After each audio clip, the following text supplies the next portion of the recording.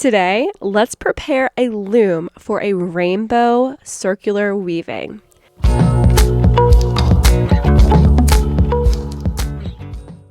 We're going to paint a sky. Let's go. Okay, so I have half of a plate that has been cut in half. I've got some water, a paintbrush, and some tempera paints.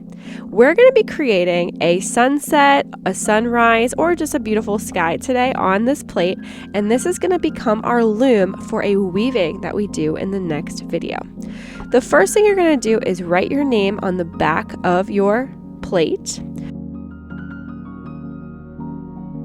Then flip it over to the other side.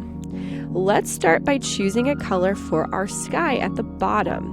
Now, the sky is not always blue. Depending on the time of day, you will see different colors across the sky. It's really up to you what colors you use.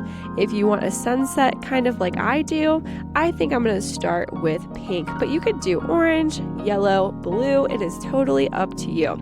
Try to make it more interesting by picking at least 2 different colors for your sky. Whichever color you do first, let's go ahead and paint that all over the bottom of our paper plate, making sure that we press into those crevices of our paper plate that are a little bit harder to get our paintbrush into.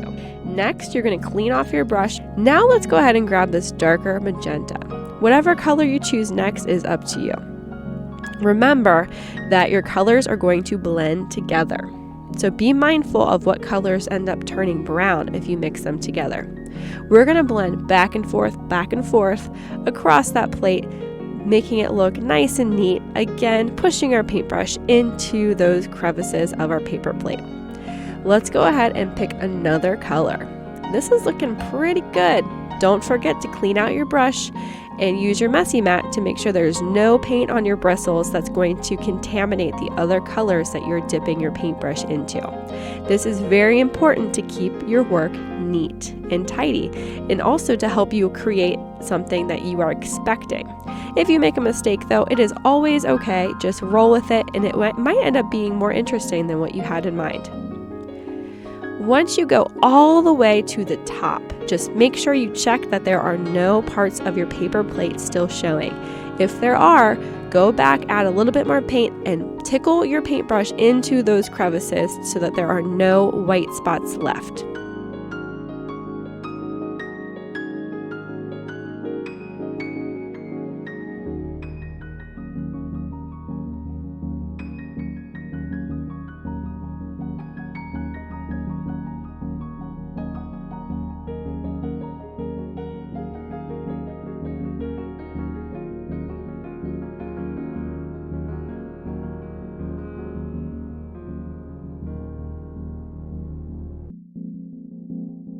Okay, let's add some clouds. To add some clouds, you want to make sure your paintbrush is nice and clean because we're going to add some white, and white gets dirty very easily.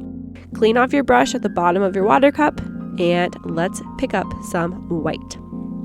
Now that I have my white, I am going to dab my paintbrush right on top of my sky. My sky is still wet, so I don't want to rub because that's just going to blend into the color and make a new color in the sky. Instead, I am dabbing by pressing my paintbrush down and lifting up, pressing down, lifting up, pressing down, lifting up, and that's going to create an interesting texture in my cloud. You can make your clouds flat on the bottom, depending on what kind of clouds you want. There's lots of different kinds of clouds. I'll show you some on the screen. Some clouds are a little bit see-through. So if your paint blends in with the white a little bit, that actually makes it look way more realistic because it's like you can see through the cloud to the sky color behind it. It also kind of makes it look like there are shadows on your clouds. If you look up at the sky outside, you'll notice that clouds have shadows on them. Let whatever happens happen in your sky. You could have lots of clouds, just a couple clouds. I think that is good. All right, now what we need to do is let our painting dry. Next video, we're going to be cutting into this and adding string so that we can weave a rainbow in our sky. I can't wait. It's going to be so fun. So I will see you in the next one. Love, your Cozy Art Teacher.